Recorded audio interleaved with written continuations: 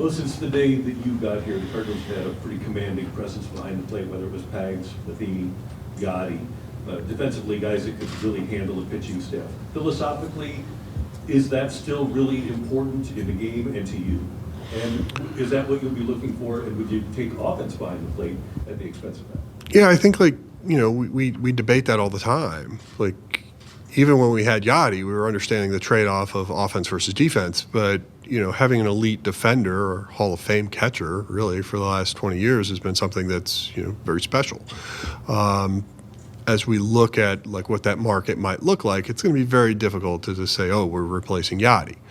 There is definitely some offensive upside possibly in that, but we don't want to take a huge step backwards defensively because we've built our club around defense. I mean, I think Kiz did a nice job, but when you're looking at like an everyday catcher, you're hoping you can find more there. Herrera, young guy who got experience at the big leagues this year, but I still think there's some development that needs to happen. And, he's a little bit of a different profile in the sense of swings the bat really well down at AAA, but when he came up here, we weren't seeing that offensive production. So I think there's a maturity curve there that has to happen. Still bullish on him, but not sure you could just say, let's pencil those two in. I think there's more opportunity out there. You're talking about augmenting the offense. Is there something missing that you pinpoint as the number one concern? Do you need more pop from your corner outfielders? Is it a guy who gets on base more? Is there a thing that sticks out more in your head than others?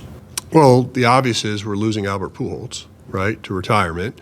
And, you look at his season, it was almost a tale of two cities, right? And clearly that second half, he was really carrying our offense, and now that's gone. So, when you talk about protection to Goldie and Nolan, that's a real question. And then, you look at our outfield production. I think, Newt definitely distinguished himself, and that was exciting to see.